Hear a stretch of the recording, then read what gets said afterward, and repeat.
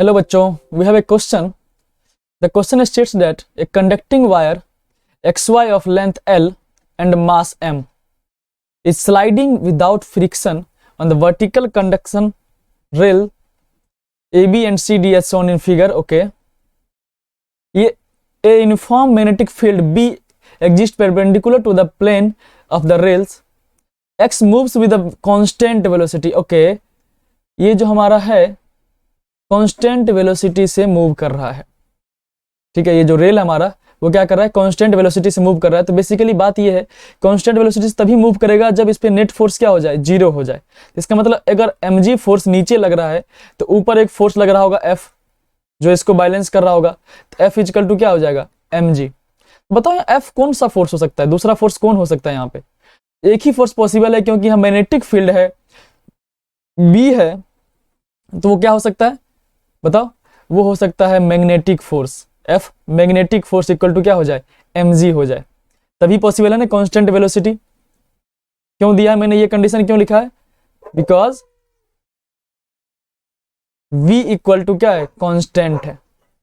ठीक है, तो अब बताओ ये कांस्टेंट वेलोसिटी मान लेते हैं v से अगर नीचे जा रहा है और यहां मैग्नेटिक फील्ड है, तो मैग्नेटिक फील्ड के कारण अगर किसी मैग्नेटिक फील्ड में अगर कोई रॉड मूव कर रहा है तो उसके कारण मोशनल ईएमएफ जनरेट होगा, कितना, BVL, राइट। किसी रॉड के मूवमेंट के कारण क्या हो जाएगा, मोशनल ईएमएफ जनरेट होगा, BVL।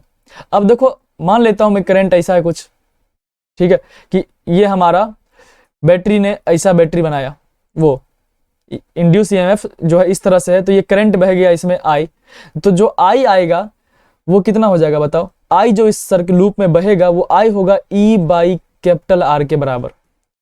बैटरी अगर E है तो करंट कितना आएगा, E/R आएगा। ठीक है, मतलब BVL/R, राइट। तो यही करंट बह रहा होगा इस रॉड में।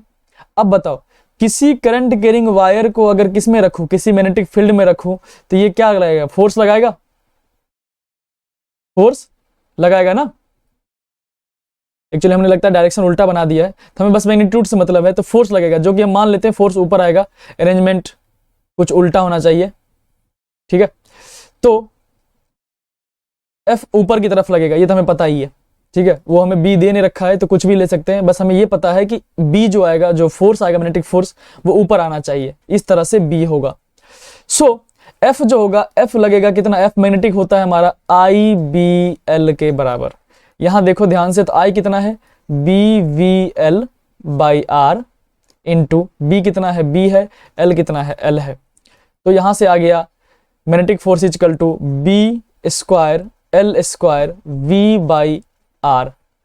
और हमने ये देखा है शुरू में ही condition, FM should be equal to क्या, mg। सो यहां से आ गया हमारे पास B² L² V/R is equal to mg। So V is equal to mgR/B² L²।